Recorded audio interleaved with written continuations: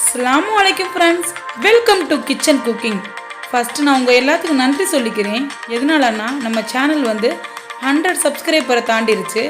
So உங்கள் அன்புக்கும் ஆதரவுக்கும் மிக்க நன்றி. நம்ம சேனல் தொடர்ந்து பாருங்கள், புது புது ரெசிபிஸ் வந்துக்கிட்டே இருக்குது.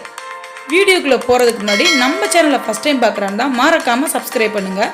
பக்கத்தில் உள்ள பெல் ஐக்கானே கிளிக் பண்ணுங்கள். அப்போ தான் நோட்டிஃபிகேஷன் வந்துக்கிட்டே இருக்கும். நான் தான் குட்டி செஃப். இன்னைக்கு நம்ம கிச்சன்ல எல்லாத்துக்கும் ரொம்ப பிடிச்ச கலர்ஃபுல்லான மீன் குழம்பு தான் பார்க்க போறோம். ஹாய், மீன் குழம்பா! ஜாலியோ ஜாலி, ருசியோ ருசி, சுவையோ சுவை. மீன் குழம்பு செய்கிறதுக்கு நான் இன்றைக்கி 1/2 கிலோ கட்லா மீன் எடுத்துருக்கிறேன். வாஷ் பண்ணிட்டு இந்த மாதிரி சுத்தமாக கழுவி எடுத்துக்கோங்க.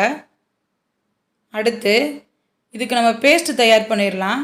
அதுக்காக ஒரு பெரிய வெங்காயத்தை கட் பண்ணி மிக்ஸி ஜாரில் சேர்த்துக்கோங்க. அது கூட 2 தக்காளியை வெட்டி அதோடு சேர்த்துக்கிடலாம். இப்போ நம்ம இதை அரைச்சி எடுத்துடலாம். மையம் அரைக்க தேவையில்ல. அடுத்து ஒரு சட்டி அடுப்பில் வச்சுக்கோங்க. அது கூட 2 டேபிள் ஸ்பூன் அளவுக்கு எண்ணெய் ஊற்றிக்கோங்க. எண்ணெய் லைட்டாக காஞ்சதும் 1 டேபிள் ஸ்பூன் அளவுக்கு வெந்தயம், 1 டேபிள் ஸ்பூன் அளவுக்கு சீரகம் போட்டுருங்க. அடுத்து 10-15 சின்ன வெங்காயத்தை வெட்டி வச்சுருக்கேன், அதையும் போட்டுடலாம். வெங்காயம் லைட்டாக வதங்கட்டும். அதாவது கிட்டத்தட்ட கண்ணாடி பதம் போல் வதங்கணும். அப்போ தான் நம்ம மீன் குழம்பு ரொம்ப டேஸ்ட்டாக இருக்கும். மீன் குழம்பு செய்யும் பொழுது எப்போயுமே அகலமான பாத்திரமாக எடுத்துக்கோங்க. அப்போ தான் மீன் உடையாமல் இருக்கும். 2 பச்சை மிளகாய் போட்டுடலாம். அடுத்து கொஞ்சமாக கருவேப்பிலை போட்டுருங்க. அடுத்து கொஞ்சம் 4-5 பல் பூண்டு போட்டுருங்க. இதை ஓரளவு வதக்கிடலாம். பூண்டு ஃபஸ்ட்டே போட்டுட்டோம்னா ரொம்ப கொல கொலன்னு ஆயிரும். அதனால் வெங்காயம் வதங்கினதுக்கப்புறம் போடுங்க. இப்போ எல்லாம் ஓரளவுக்கு வதங்கிருச்சு. அடுத்து நம்ம அரைச்சி வச்சுருக்க பேஸ்ட்டை சேர்த்துடலாம். அதாவது பெரிய வெங்காயமும் தக்காளியும் போட்டு அரைச்சி வச்சுருந்தோம்ல, அதை சேர்த்துடலாம். சேர்த்துட்டு இதை லைட்டாக கலந்து விட்டுருங்க. அதாவது தக்காளியோட பச்சை வாசனை போகணும், அந்தளவுக்கு வதக்கணும். சீக்கிரமாகவே வதங்கிடும், ஏன்னா நம்ம அரைச்சிருக்கிறதுனால. இப்போ ஓரளவுக்கு இதிலேருந்து எண்ணெய் பிரிஞ்சு வந்துடுச்சு. இப்போ பாருங்கள், நல்லா வதங்கிருச்சு. அடுத்து நம்ம இதுக்கு தேவையான மசாலா சேர்த்துடலாம். 2 டேபிள் ஸ்பூன் அளவுக்கு மல்லித்தூள், 2 டேபிள் ஸ்பூன் அளவுக்கு மிளகாய்த்தூள், அடுத்து 1 டேபிள் ஸ்பூன் அளவுக்கு சீரகத்தூள், அது கூட 1/4 டீஸ்பூன் அளவுக்கு மஞ்சள் தூள். இது எல்லாம் போட்டுட்டு இது கூட தேவையான அளவு உப்பு போட்டுக்கோங்க. எல்லாம் போட்டுட்டு ஓரளவுக்கு இப்போ நம்ம கலந்து விட்டுறலாம். அடுப்பை மிதமான சூட்டில் வச்சுக்கோங்க, இல்லாட்டி போடுற மசாலா கருகிரும். ஓரளவுக்கு வதங்கிருச்சு. அடுத்து இது கூட நான் பாதி எலுமிச்சம்பழ அளவுக்கு புளியை கரைச்சி வச்சுருக்கிறேன். அந்த தண்ணியும் நம்ம சேர்த்துடலாம். புளியை 1/2 மணி நேரத்துக்கு முன்னாடியே ஊற வச்சுருங்க, நம்ம குழம்பு வைக்கிறதுக்கு முன்னாடியே. அப்போ தான் ஓரளவுக்கு அது கரைஞ்சி வரும். இப்போ இதை லைட்டாக கலந்து விட்டுருங்க. அடுத்து இது கூட தேவையான அளவு தண்ணி ஊற்றிடலாம். ஊற்றியாச்சு. இதை நம்ம கலந்து விட்டுறலாம்.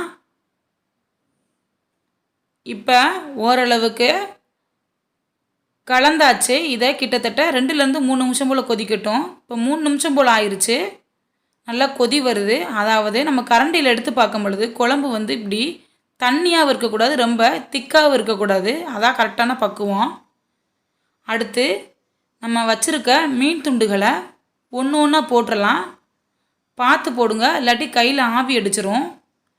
மீன் குழம்பு எப்பயுமே டேஸ்ட்டாக இருக்கணும்னா நம்ம தண்ணியாக ரொம்ப வைக்கக்கூடாது. அது மாதிரி சரி அளவு, எந்த அளவுக்கு குழம்பு வைக்கிறோமோ அந்தளவுக்கு மீன் இருந்தால் ரொம்ப டேஸ்ட்டாக இருக்கும். இப்போ நான் அப்படி தான் செஞ்சுருக்கேன். இப்போ எல்லா மீன் துண்டுகளையும் போட்டாச்சு. நம்ம லைட்டாக ஒன்று ஒன்றா இப்படி உள்ளுக்க வச்சு அமுக்கி விட்டுறலாம். மீன் குழம்பு வைக்கும் பொழுது மீன் கொதிச்சதுக்கப்புறம் எப்பயுமே கரண்டி வச்சு கலந்து விடக்கூடாது, மீனெலாம் உடஞ்சிரும். ஃபஸ்ட்டே நல்லா கலந்து விட்டுறணும்.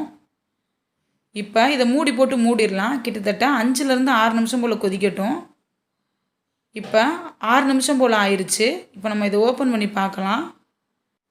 இந்த நேரத்தில் நம்ம கொஞ்சமாக கொத்தமல்லி தலையை தூவி விட்டுறலாம். அப்போ பார்க்க இன்னும் அழகாக இருக்கும். அவ்வளோதான், நம்மளோட மீன் குழம்பு வந்து ரெடி ஆயிடுச்சு. இப்போ நம்ம ஸ்டவ்வை ஆஃப் பண்ணிடுங்க. பாருங்கள், நான் இப்போ கரண்டியில் உங்களுக்கு எடுத்து காமிக்கிறேன். ஒரு மீன் துண்டுகள் கூட உடையலை, ஃபுல்லாகவே முழுசாக இருக்குது. நம்ம வீட்டில் ரெடி பண்ண மீன் குழம்ப நம்ம பாரம்பரிய முறைப்படி பரிமாறிடலாம். அதுக்கு நான் வீட்டில் வடித்து வச்ச சாதம் எடுத்துருக்கிறேன். நல்லா எல்லாமே சூடாக இருக்குது. அது கூடவே நான் கொஞ்சமாக மாங்காய் பச்சடி பண்ணியிருக்கிறேன், அதுவும் வச்சுக்கலாம். அப்புறம் நான் பொரிச்ச மீன் வந்து 2 வச்சுருக்கிறேன், அதையும் வச்சிடலாம். வாழை இலைனாவே நிறைய கூட்டுகள் இருந்தால் தான் நல்லாயிருக்கும் பார்க்க, அதுக்காக தான் நிறையா. அடுத்து கூடவே 2 அப்பளம், எல்லாம் ரெடி ஆயிடுச்சு. அடுத்து இந்த டிஷ்ஷோட ஹீரோவான நம்ம மீன் குழம்பு தான் வைக்க போகிறோம். பார்க்கும்போதே எனக்கு சாப்பிடணும் போல் இருக்குது. கண்டிப்பாக இந்த ரெசிபியை நீங்கள் ட்ரை பண்ணுங்கள். ட்ரை பண்ணிவிட்டு எப்படி இருக்குன்னு கமெண்ட் செக்ஷனில் கமெண்ட் பண்ணுங்கள். உங்களுக்கு ஏதாச்சும் புது ரெசிபி வேணும்னாலும் அதையும் கமெண்ட்ஸில் சொல்லுங்கள். நான் முடிஞ்ச அளவுக்கு அப்லோட் பண்ணுறேன். நம்ம சேனல் பிடிச்சிருந்துச்சுன்னா லைக் பண்ணுங்கள், ஷேர் பண்ணுங்கள், கமெண்ட் பண்ணுங்கள். மறக்காமல் சப்ஸ்கிரைப் பண்ணுங்கள். சமையலுக்கு புதுமை சேர்க்கட்டும்.